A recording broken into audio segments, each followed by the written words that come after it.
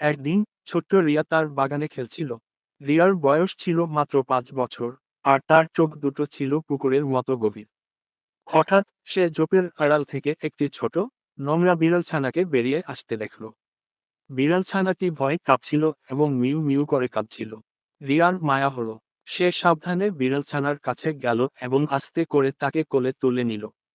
বিড়াল ছানাটি প্রথমে ভয় পেলেও রিয়ার উষ্ণ হাতের ছোঁয়ায় ধীরে ধীরে শান্ত হলো। রিয়া দেখল বিড়াল ছানাটির গায়ে অনেক ধুলো আর ময়লা লেগে আছে, আর সে খুব রোগা দেখাচ্ছে।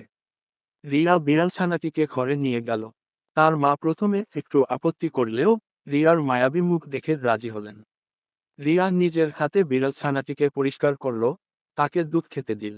ধীরে ধীরে বিড়াল ছানাটি সুস্থ হয়ে উঠল এবং রিয়ার সাথে তার গভীর বন্ধুত্ব গড়ে উঠল।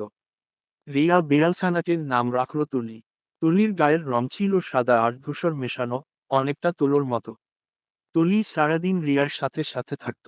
রিয়া যখন খেলতো, তুলি তার পাশে ঘুরঘুর করত। রাতে রিয়ার পাশে ঘুমাত। তাদের দুজনের মধ্যে এক অটুট বন্ধন তৈরি হয়েছিল। রিয়া তুলিকে ছাড়া কিছুই ভাবত পারত না, আর তুলিও সবসময় রিয়ার কাছে থাকার জন্য ব্যাকুল থাকত। তারা একসাথে বাগানে প্রজাপতি ধরত, লুকোচুরি খেলত, আর সন্ধ্যায় রিয়া তুলিকে কোলে নিয়ে গল্প করত। একদিন তুলি হারিয়ে গেল।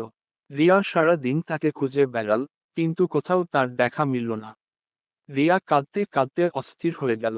তার মনে হচ্ছিল যেন তার সবচেয়ে কাছের বন্ধুটি হারিয়ে গেছে। পরের দিন সকালে রিয়া যখন ঘুম থেকে উঠল, তখন সে দেখল তুলি তার বিছানার পাশে বসে মিউ মিউ করছে। রিয়া আনন্দে তুলিকে জড়িয়ে ধরল।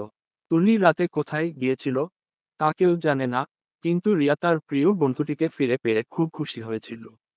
এই ছোট্ট মেয়েটি আর তার বিড়ালের গল্পটি আমাদের শেখায় যে বন্ধুত্ব কোনো বয়স বা প্রজাতির ভেদাভেদ মানে না।